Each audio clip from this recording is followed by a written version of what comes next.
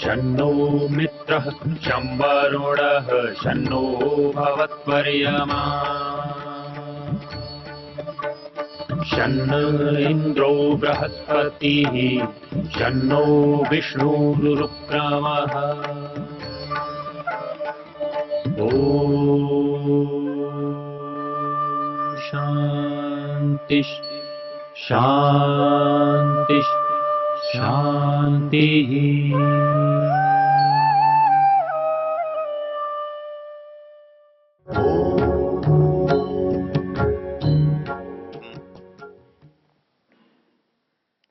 हम यजुर्वेद के 31वां अध्याय, जिसका पुरुषाध्याय नाम है, उसकी चर्चा कर रहे हैं।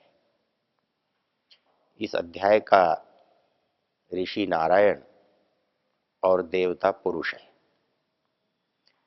यह अध्याय सृष्टि के विज्ञान का अध्याय है।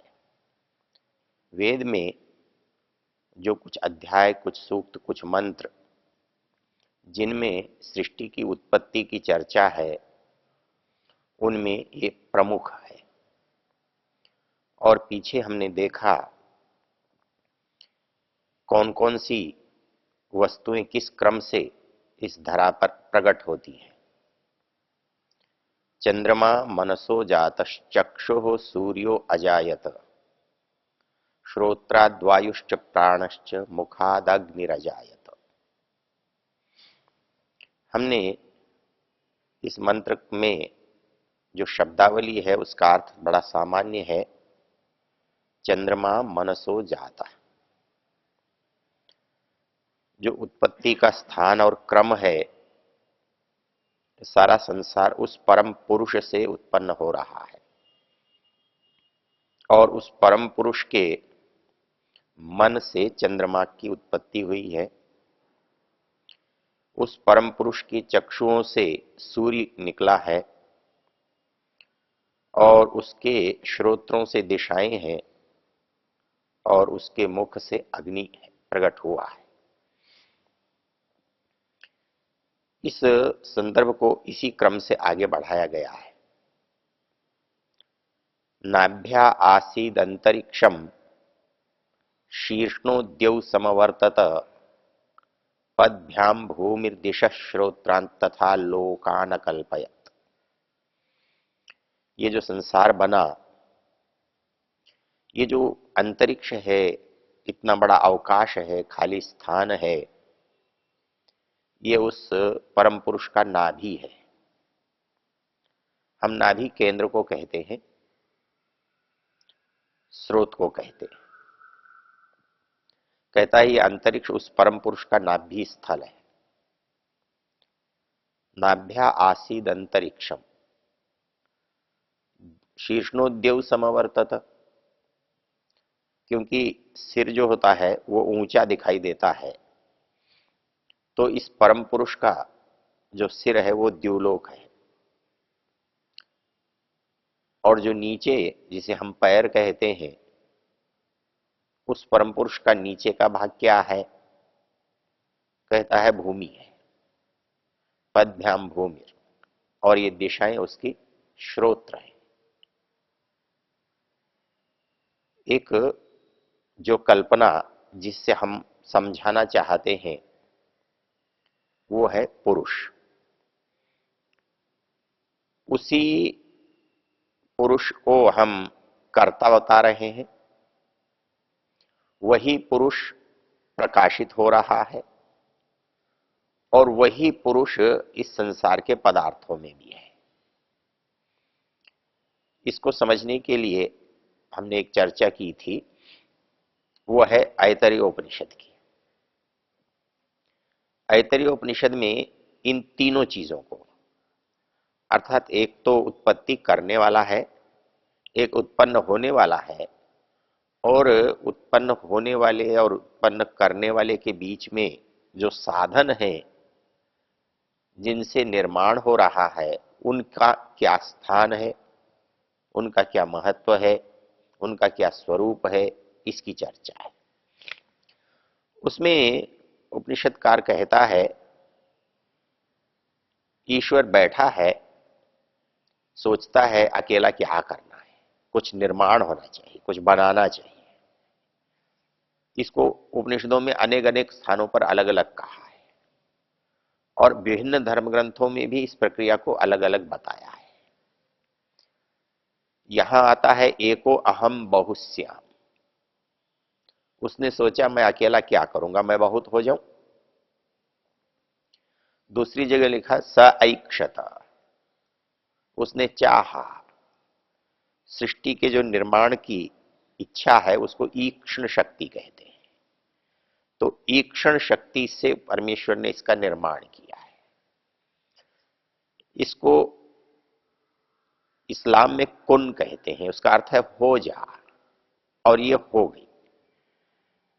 और भी धर्म ग्रंथों में सृष्टि की उत्पत्ति के बारे में विभिन्न विचार हैं, लेकिन बनाना उस बनाने वाले की इच्छा पर निर्भर करता है। तो वो इच्छा व्यवस्था है, वो इच्छा मनमर्जी है, वो इच्छा एक प्रकार है। तो यहां पर बताया कि उस इच्छा से जो उसने बनाया, लोक बनाए, लोकपाल बनाए। वहां इस कथानक को एक बहुत सुंदर रूपक दिया गया है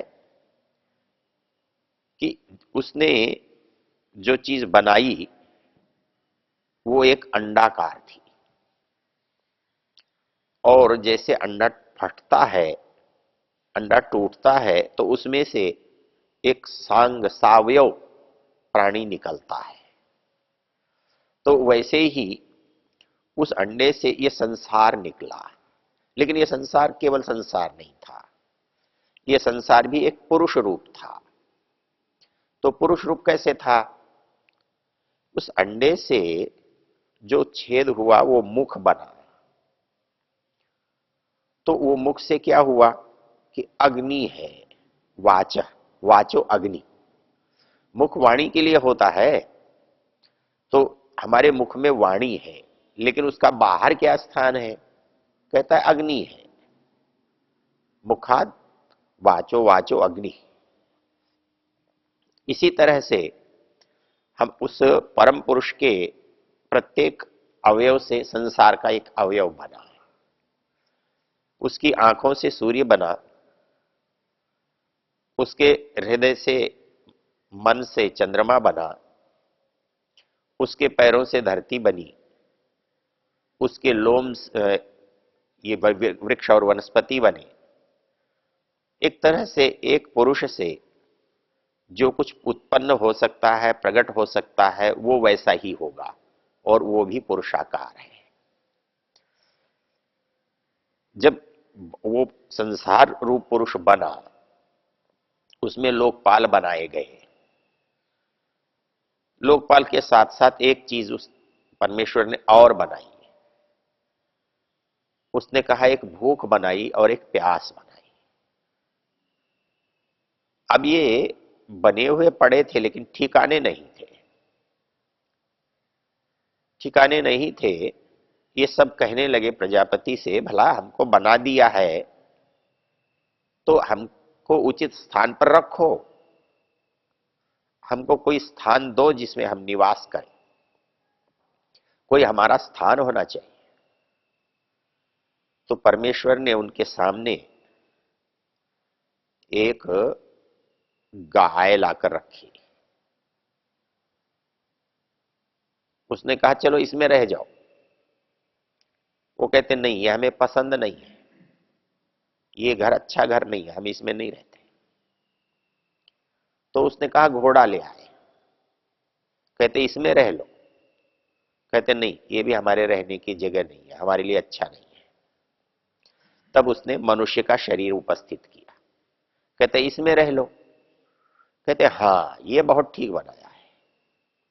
इसके लिए उपनिषदकार कहता है सुकृतम बताई थी, सबसे सुकृति है। कृति रचना, सुकृति मतलब परमेश्वर की सबसे श्रेष्ठ कृति। तो मनुष्य का शरीर जैसे ही आया तो संसार के लोक के देवता हैं, लोकपाल हैं, जिनसे लोक का संचालन होता है, उनका इस शरीर में क्या स्थान बना। कहता है कि सूर्य चक्षुषी भूत्वा नेत्रे प्राविशत। सूरज ने सोचा मुझे इस शरीर में कहां जगह मिलेगी, तो वो आंख बंद करके ज्योति रूप इसमें चला गया। और प्राण ने सोचा कि मुझे इसके नासिका में जगह रहनी चाहिए।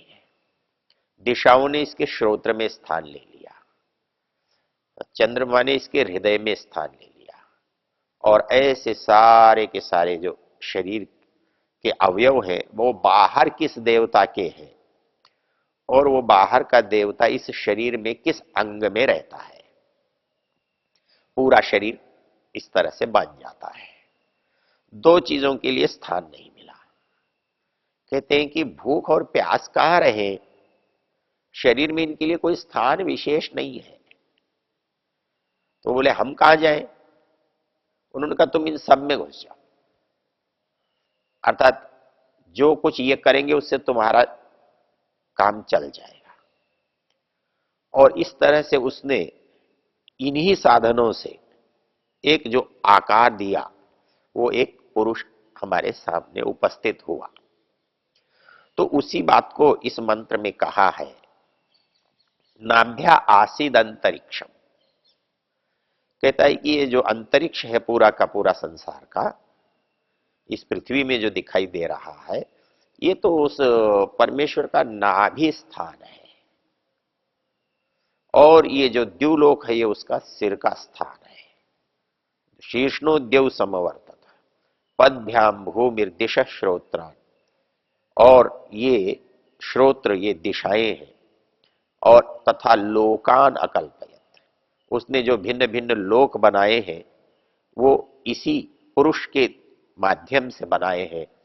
इसलिए जब हम समझना चाहते हैं तो इस पुरुष को समझते हैं, तो वह पुरुष हमारी समझ में आता है, क्योंकि बड़ा सीधा सा गणित है। जो व्यक्ति जिस वस्तु को बनाता है उसके अंदर दोनों योग्यता होती है, उसका ज्ञान भी होता है बनाने का, और बनाने की क्षमता या सामर्थ्य भी होता है। तो जिसने भी इस मनुष्य शरीर को बनाया उसके अंदर भी वो सामर्थ्य है, और जिसने इस संसार को बनाया उसमें भी वो सामर्थ्य है। तो इन दोनों का जो संबंध है वो ये बता रहा है कि ये किसी एक से जुड़े हुए हैं। हमको लगता है सब अलग अलग है, लेकिन ये अलग अलग होकर भी अलग अलग नहीं है। इन सब में एक समन्वय है, और ये समन्वय जिस ओर इंगित कर रहा है, जो इशारा कर रहा है, उसका इससे संबंध पता लगता है। अर्थात वो पुरुष के बिना इनमें संबंध नहीं बन सकता, इसकी रचना नहीं हो सकती, इसका निर्माण नहीं हो सकता। क्योंकि मूल चीज क्या है जिसको हम अपना शरीर कहते हैं, इसके निर्माण में हमारी कोई भूमिका नहीं है। ये कैसे बना है हमें पता नहीं है, कैसे बनाना है हमें पता नहीं है, इसको हम बनाते नहीं है, ये तो हमें मिलता है। इस मिलने में किसका किसका योगदान है, लेकिन वो योगदान जिनका दिखाई देता है उनका तो बहुत कम है। हम कहें कि माता पिता का है, लेकिन माता पिता इसे छोटे से बड़ा नहीं कर सकते, इसको आत्मा वाला नहीं बना सकते, इसको बिंदु से विशाल नहीं कर सकते। लेकिन ये इस भोजन से ये बढ़ कैसे रहा है? भोजन हमारा बनाया हुआ नहीं है, शरीर को वो बढ़ा कैसे रहा है ये हमारे हाथ में नहीं है। तो इस व्यवस्था में एक जो तीसरी चीज है वो उसका अपने आप प्रकाश हो रहा है, वो प्रकट हो रहा है ना। इसलिए शास्त्र कहता है कि यदि आप इसको समझ लोगे तो उसको समझना बहुत आसान हो जाएगा। इसको समझाते हुए हम जिस क्रम से चल रहे हैं, आगे एक चीज आती है कि ये चीज बन तो गई, बन गई, लेकिन बनी कैसे? उसके लिए कोई नियम क्या बना, व्यवस्था क्या बनी। जब हम कोई चीज बनाते हैं या तो हमें पहले से व्यवस्था मालूम होती है कि ऐसा ऐसा करने से ये चीज बन जाएगी, तब हम वो चीज बनाते हैं, या हम किसी बनी हुई चीज को देख लेते हैं, इसमें क्या व्यवस्था है, वैसी व्यवस्था करके हम दूसरी चीज बना सकते हैं या उसको समझ सकते हैं। क्रम भी वही है। पहले हमने देखा कि हिरण्यगर्भ क्या है, उसके बाद उसमें से पुरुष के माध्यम से क्या क्या चीजें बनी। इस अगले मंत्र में एक रोचक बात कही है, वो है उसका सिद्धांत, वो उसका मूल उपादान क्या है जिसके कारण से ये समस्त संसार बन रहा है।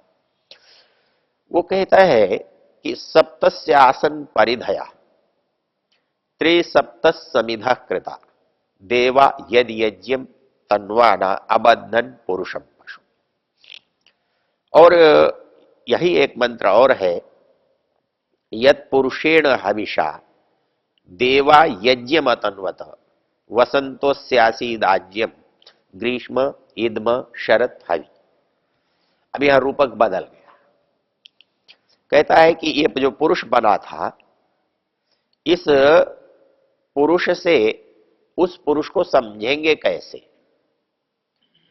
तो ये जो समझने की जो प्रक्रिया है, आज तक हमने पुरुष से पुरुष को समझा था और पुरुष से पुरुष हमारी समझ में आ रहा था। जब ये पुरुष बन गया, अब ये उल्टे उस पुरुष को समझना चाहता है। जैसे आजकल के विज्ञान की गति स्थूल से सूक्ष्म की ओर है और पुराने विज्ञान की गति सूक्ष्म से स्थूल की ओर है। तो जैसे हमने सूक्ष्म से स्थूल की ओर की गति की और इस गति से हम इस पुरुष तक पहुंचे, अर्थात उस पुरुष ने इस संसार को बनाते हुए जो अंतिम चीज बनाई वो ये पुरुष बनाया, ये प्राणी बनाया, ये जीवन बनाया। अब यदि ये जीवन ये चाहे कि मुझे वो चीज समझनी है जिसने मुझे बनाया, जिससे मुझे बनाया, तो उसके सामने क्या होगा, वो कौन सी विधि होगी, उस विधि को क्या कहेंगे, वो शैली क्या होगी जिससे समझा जाए। उसके लिए कहा गया है कि जब कोई चीज आप करते हैं, कोई चीज बनती है, कोई चीज होती है, तो उसमें आप किसी वस्तु का उपयोग करते हैं, उसमें कोई चीज डालते हैं, उसमें कोई चीज मिलाते हैं और उससे कोई चीज बनाते हैं। तो आपके पास जो चीजें हैं उनको मिलाकर, उनको एक दूसरे से जोड़कर आप एक चीज को निर्माण कर लेते हैं। तो अगले मंत्र की जो विषय वस्तु है वो ये कहने की है कि इस पुरुष से जब हम उस पुरुष की यात्रा करेंगे तो हम कौन सा रास्ता अपनाएंगे। तो उस रास्ते को इस मंत्र में जिस विशेष शब्द से कहा गया है उसे यज्ञ कहते हैं। इसकी चर्चा हम आगे करेंगे। ओ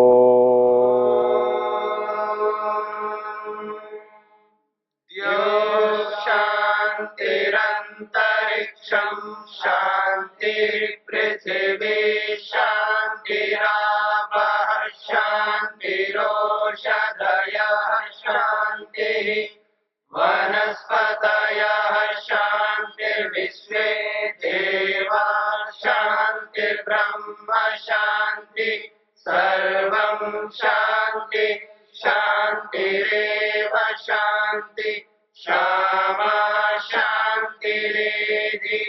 ओम शांति शांति शांति।